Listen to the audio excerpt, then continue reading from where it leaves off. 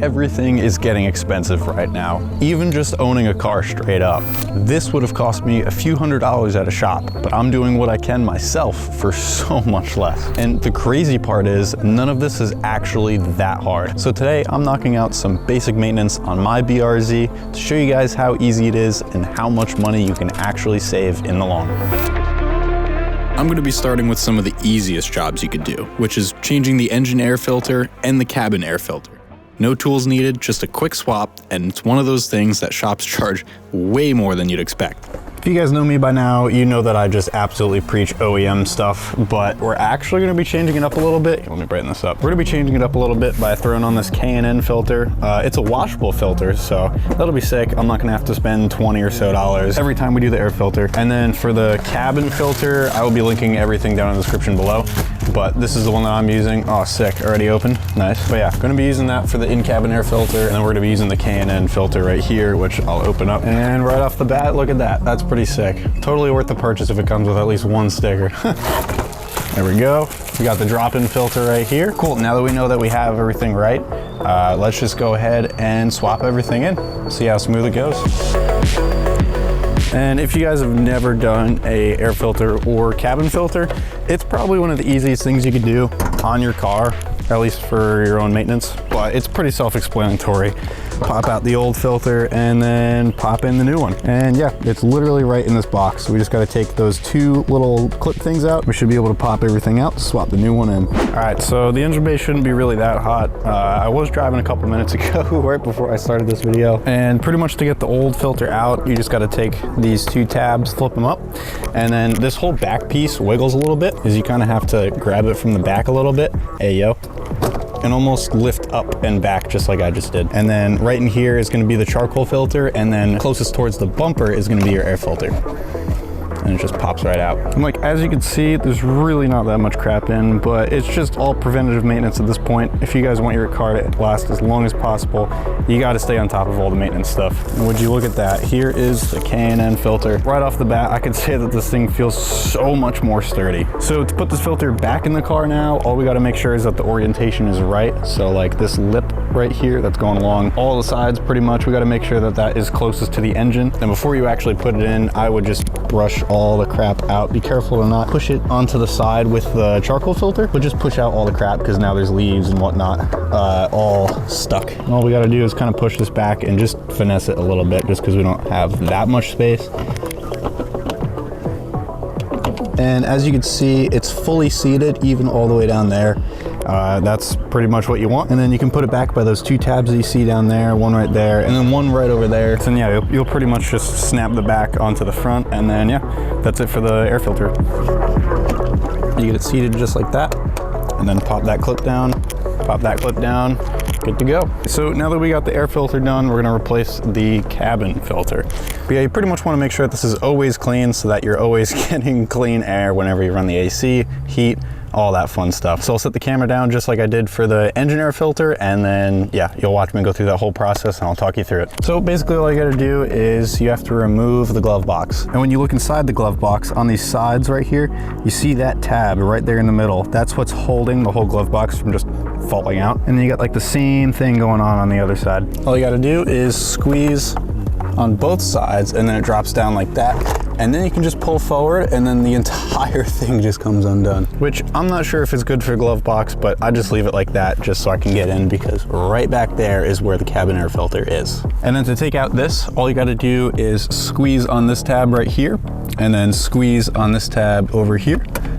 And then just like that, pops out the cover. But this thing just slides right out, and just make sure to not tilt it, because if we come out in the sun, you guys will see all of that crap that's just sitting up top. But yeah, you guys do not want whatever the filter caught to just be dumped inside your car. That'll be a bad day. Now we're gonna open the cabin filter. And as you can see right here, airflow with a down arrow. Oh, that's gonna blow it. You're going to want this to sit exactly like this once you put it in your car. Airflow going down, because the leaves and stuff are gonna hit this side and then pass through the bottom, and that's basically how an air filter works. One side cleans, another side is like getting all the fresh air. So now that we have the new one ready to rip, let's just slide it back in the car and then close everything up, put the glove box back to where it was, and yeah, should be good to go. Yeah, I'm basically just gonna do this one hand. All it takes is, like I said, orientation that you pulled it from. Make sure the airflow is going down like that, and then just push it in. And then once it's in, just make sure that you have the orientation right. And all you gotta do is just push it in until it clicks and the tabs go back into position, and you can put the glove box back in. Just same exact procedure as you took it out. And just like that, 2 things most people pay for, done in a couple of minutes. Now, normally this is where I'd be doing an oil change, but I'm not due for one yet, and I'm not gonna waste good oil just for a video. But this is actually where most of the cost comes from at a shop. An oil change alone can run you like 80 bucks to 120, which is crazy. And doing it yourself is closer to 40 or 50 bucks. And this is gonna be something that you're gonna be doing so many times throughout the year. So this is where the savings just start stacking. Even though I'm skipping it today, oil changes are probably one of the most important things you can do for your car. But with all that said, let's get to something else that I need to get done. That's gonna be tire rotations. For this, you really just need a few basics: a breaker bar, torque wrench, ramps, and jack stands. Just enough to really get the car up safely and do it right. Getting the car up safely is really the main thing here. Once it's up, the rest is pretty straightforward. And while it's still on the ground, we're pretty much just gonna be breaking all of the lug nuts loose with the breaker bar.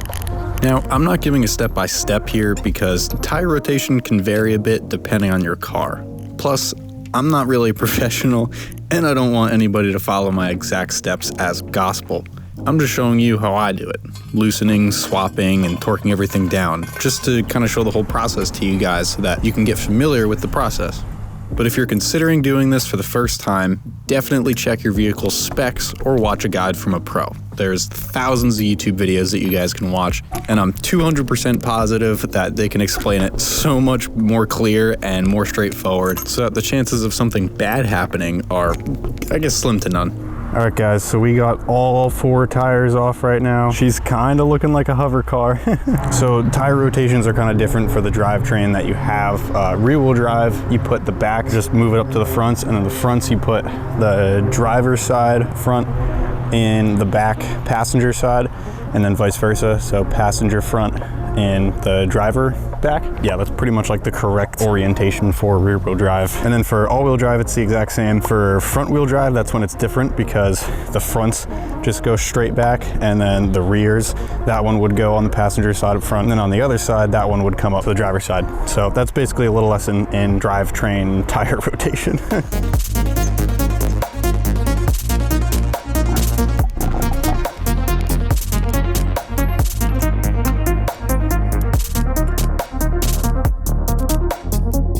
So with all of that said and done, here's how much all of this actually cost me. So for the engine air filter, you can usually find one for 20 bucks for most of the vehicles out there. I paid a little more, 55 bucks for mine, just because it's reusable. So it saves me money in the long run. The cabin air filter, that's also around $20. Same thing with mine. Mine was 20 bucks. And the oil and filter would be right around the $50 mark. So parts alone, you're looking at a $90 total. But if I took this to a shop, it would be so much more. Oil change would be at least $100. I've seen some of them be like 120, 130 for one of those quick oil change places. The engine air filter, I've seen some people charge like $60 for that, and you saw how fast it took me to replace that. Same thing with the cabin filter. They think, oh, just because you can't see it and you most likely have never heard of it, you can charge a little more.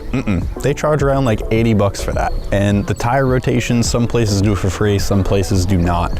But on average, those cost about $50 if you take it to a spot. So altogether, that's roughly $250 to $300. Just doing this myself, I saved around $150 to $200. And the crazy part is, this isn't a one-time thing. Sure, you gotta invest a little bit more for all the tools and miscellaneous bits that you won't normally have, but if you have all of those already, you can do this an unlimited amount of times, and you will save so much money in the long run. And over the years of doing your own maintenance, you're gonna be saving thousands of dollars. It's actually nuts. And honestly, none of it was that difficult. This is probably the easiest way to save money on your car. And once you do it once, it's kind of hard to go back. With that said, that's gonna be it for today's video. So if you guys liked the video, be sure to give it a like and make sure to subscribe, because that helps me out so much more than you guys think. So thank you guys for watching.